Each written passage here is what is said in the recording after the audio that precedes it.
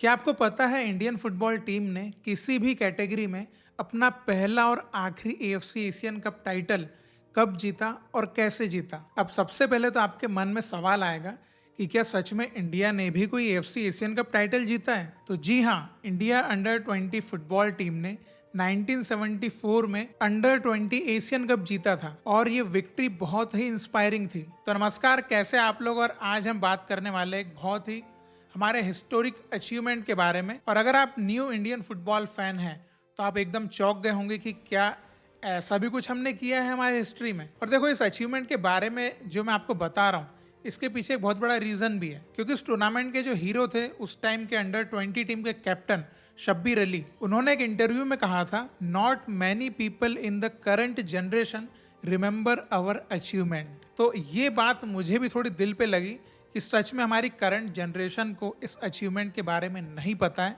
जो कि इतनी बड़ी अचीवमेंट है। तो इसलिए मैंने सोचा कि आपको मैं थोड़ा डिटेल में इस टूर्नामेंट के बारे में बताऊं कि ये टूर्नामेंट क्यों इंस्पायरिंग है। तो 1974 के पहले हमारी जो इंडिया अंडर 20 टीम थी वो 3 बार अंडर 20 एशियन कप में क्वार्टर फाइनल्स तक पहुंची थी। और 1974 के जो पिछले 2 एडिशन हुए थे उनमें हमारा परफॉर्मेंस बहुत बेकार था। हम ग्रुप स्टेज से ही बाहर हो गए थे और उस टाइम पे कोई क्वालिफायर्स नहीं हुआ करते थे, डायरेक्टली जो है एंट्री मिलके हम खेल सकते थे। अब ये जो टूर्नामेंट है इतना इंस्पायरिंग क्यों है, जिसके बारे में मैं आज भी बात कर रहा हूँ, तो ये जानने के लिए आप इस वीडियो को पूरा देखिएगा। तो 1974 में जब इस टूर्नामेंट का प्रिपरेशन कैंप चल रहा था, तब वो कैंप तो चल रहा था लेकिन टीम में और फेडरेशन में किसी को भी कोई क्लैरिटी नहीं थी कि क्या वो इस टूर्नामेंट में खेलने जाएंगे या नहीं। फिर बाद में एआईएफएफ ने गवर्नमेंट से परमिशन ली और हमारी टीम जो है इस टूर्नामेंट के लिए गई। और इस टूर्नामेंट में टोटल 16 टीम्स पार्टिसिपेट कर रही थी। लेकिन एक मजे की बात ये थी कि जितनी भी अदर टीम्स इस टूर्नामेंट में आई थी वो इंडिया को बस एक पार्टिसिपेंट की तरह देख रही थी।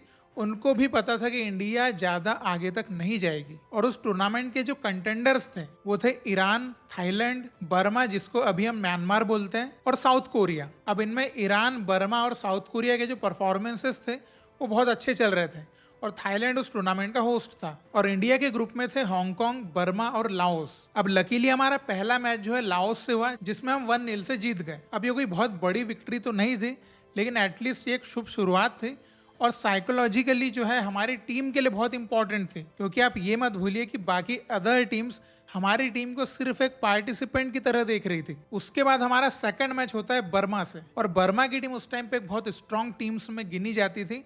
वो ऑलरेडी बहुत सारे अंडर 20 एशियन कप टाइटल्स जीत चुके थे। बट हमने उस मैच में वो करके दिखा दिया जो किसी ने एक्सपेक्ट ही नहीं किया था। हमने बर्मा को 1-0 से बीट कर दिया और जिस इंडियन टीम से किसी को उम्मीदें नहीं थी वो टीम अचानक से प्रोग्रेस करने लगी। और इस जीत में पूरी टीम का कलेक्टिव एफर्ट था। देन हमारा लास्ट ग्रुप स्टेज का मैच होता है हांगकांग के अगेंस्ट, और इस मैच को हम जीत नहीं पाए और ये मैच 2-2 से ड्रॉ हो गया। लेकिन हम ग्रुप में टॉप ऑफ द टेबल रहे और क्वार्टर फाइनल्स के लिए क्वालिफाई कर गए। अब यहाँ से हमारे रियल टेस्ट स्टार्ट होते हैं। क्वार्टर फाइनल्स में हमारा मुकाबला होता है सिंगापुर से, और ये मैच काफी टफ था। एक्स्ट्रा टाइम एंड होने तक स्कोर रहता है 1-1, जिसके बाद पेनाल्टीज होती है। अब पेनाल्टीज के पहले जो हमारे उस टाइम कोच थे, जो लेजेंडरी फुटबॉलर भी रहे हैं, अरुण घोष, उन्होंने टीम के जो प्लेयर्स थे उनको एक बहुत ही इंपॉर्टेंट बात बोली थी जो मैं आपको बताना चाहूंगा। कोच अरुण घोष ने प्लेयर्स से कहा, just remember the basics, don't try fancy things. और उनका ये मैसेज टीम के लिए बहुत इंपॉर्टेंट साबित हुआ और हमने पेनाल्टीज में 4-1 से मैच को जीत लिया। और यहीं पे इंडिया ने अपनी पहली हिस्ट्री क्रिएट कर दी थी, क्योंकि इंडिया अपने पहले अंडर 20 एशियन कप के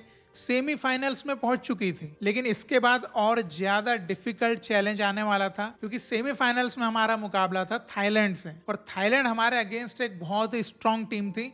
और उसकी वजह थी, एक तो वो होस्ट कंट्री थी, उनको पूरा क्राउड सपोर्ट मिलने वाला था, और उनकी टीम भी बहुत अच्छी थी, इसलिए उनको कंटेंडर्स में गिना जा रहा था। उन्होंने 13 गोल्स स्कोर किए थे, एक भी गोल कंसीड नहीं किया था। उनके गोलकीपर की क्लीन शीट्स चल रही थी। और ऐसा बताया जाता है कि मैच के पहले होटल में या ट्रेनिंग सेशन में सारे लोगों को ये विश्वास हो गया था कि थाईलैंड ही फाइनल में जाएगी। और उस मैच में सच में थाईलैंड ने बहुत डोमिनेटिंग गेम प्ले किया। बट उस दिन इंडिया की जो डिफेंस थी उन्होंने बहुत अच्छा परफॉर्म किया, और जो हमारे गोलकीपर थे प्रसन्नता मित्रा, उन्होंने स्पेक्टेक्युलर सेव्स करे, और इसी की बदौलत हमने उस मैच में थाईलैंड को 2-1 से हरा दिया और इंडिया पहुंच जाती है अपने पहले अंडर 20 एशियन कप के फाइनल में। अब आप सोचिए कि हमने कितना इंपॉर्टेंट मैच ये जीता और अपना पहला फाइनल भी हमने जो है वो सिक्योर कर लिया।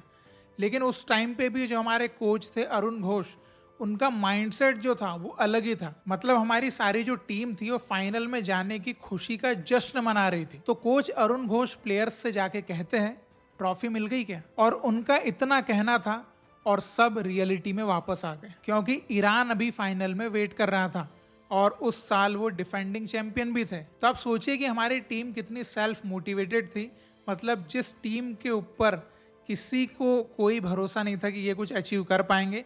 इवन हमारा तो जाने की क्लैरिटी भी नहीं थी कि हम उस टूर्नामेंट में जाएंगे या नहीं, और वहाँ पर जाने के बाद भी किसी टीम को हमसे कोई उम्मीद नहीं थी, और वही टीम फाइनल तक का सफर तय करती है। और अभी तो और सुनिए, आगे और मजेदार है। अब जो ईरान की फुटबॉल टीम थी ये बहुत स्ट्रांग थी। ये सेमीफाइनल्स में साउथ कोरिया को 3-0 से बीट करके आ रही थी, और पूरे टूर्नामेंट में उन्होंने एक भी गोल कंसीड नहीं किया था। अब देखिए, इस मैच के जस्ट पहले एक ऐसा इंसिडेंट होता है जिसने पूरी इंडियन फुटबॉल टीम को एकदम जोश दिला दिया। इस मैच को खेलने के लिए दोनों टीम्स, ईरान और इंडिया की जो बसेस थी वो आगे पीछे निकली स्टेडियम के लिए, और ईरान टीम के जो प्लेयर्स थे वो बस में पार्टी कर रहे थे, सेलिब्रेट कर रहे थे, जैसे कि उनको ये पता हो कि हम ये मैच जीत ही जाएंगे। अब हमारी टीम के जो दोनों कोचेस थे, अरुण घोष और सलाम, इन्होंने ये चीज नोटिस करी, और जो कोच सलाम थे उन्होंने इंडियन टीम के प्लेयर्स से कहा कि इनको लगता है कि ये इजीली जीत जाएंगे और ये हमारे देश की इंसल्ट है, तो दिखा दो इनको कि हम क्या कर सकते हैं। और ये एकदम गूजबम्स वाला मोमेंट था,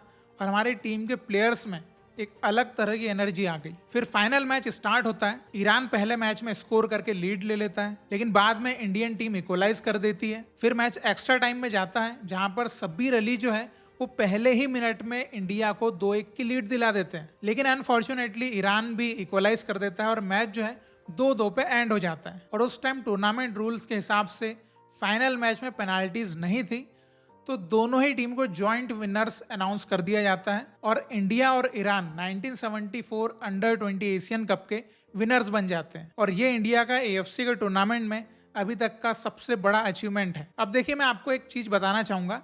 आपने बहुत सारी है ना फुटबॉल टीम जो है उनके अंडरडॉग स्टोरी सुनी होगी, लेकिन मैं आपको एक बात बताऊं कि सबसे बड़ी अंडरडॉग स्टोरी हमारी इंडिया अंडर-20 टीम की है, जो उन्होंने ये एशियन कप जीता।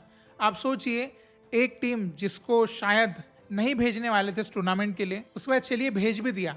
उसके बाद इस टीम को वहाँ पर पूरे टूर्नामेंट में एक पार्टिसिपेंट के जैसा देखा जा रहा था, और वही टीम एंड में टूर्नामेंट को जीत जाती है। तो इससे बड़ी अंडरडॉग स्टोरी और क्या हो सकती है। और एक और बात मैं आपको बताना चाहूँगा कि उस टूर्नामेंट में जो हीरो थे हमारी इंडियन टीम के, वो थे शब्बीर अली, जो कि उस टूर्नामेंट के टॉप स्कोरर भी थे 5 गोल के साथ। तो इस टूर्नामेंट में उनके परफॉर्मेंस के बाद जो उस टाइम हमारी पीएम थी इंदिरा गांधी, उन्होंने शब्बीर अली के परफॉर्मेंस की तारीफ करी थी। और इस टूर्नामेंट के बाद 5 अंडर-20 जो प्लेयर्स थे उनको डायरेक्टली सीनियर टीम में ले लिया गया। तो यही थी इंडियन फुटबॉल की वो हिस्ट्री जो शायद आज की जनरेशन को नहीं पता है, लेकिन आई होप कि ये स्टोरी सुनने के बाद वो भी ये जान पाएंगे कि हमारे इंडियन फुटबॉल टीम ने इतना ऐतिहासिक अचीवमेंट भी हासिल किया था। अब देखिए, आप में से कई फैंस के दिमाग में एक सवाल आ सकता है कि ये तो कई सालों पुरानी बात हो गई, अब इसका क्या सेंस है, अभी तो हम कुछ कर ही नहीं पा रहे हैं, हम लेते कि हमारी हिस्ट्री को ही याद करते रहते हैं। तो देखिए, हिस्ट्री की बातें क्यों की जाती है? हिस्ट्री की बातें की जाती है ताकि हम उनसे कुछ सीख ले सकें। अब हमारी फेडरेशन अभी सीख नहीं ले रही है, तो वो हमारी गलती तो नहीं है। देखिए, हम फैंस का काम है कि हम हमारी हिस्ट्री को बड़े प्राइड के साथ बताएं, और आई होप कि एक दिन ऐसा आए कि हम इसे हिस्ट्री को रिक्रिएट भी कर पाएं। तो आई होप कि आपको ये वीडियो पसंद आया होगा, और आपके जो भी थॉट्स हैं आप कमेंट में लिख के ज़रूर बताइएगा। तो हम फिर मिलेंगे किसी नए टॉपिक के साथ। तो तब तक के लिए आप अपना ख्याल रखिए। Bye bye.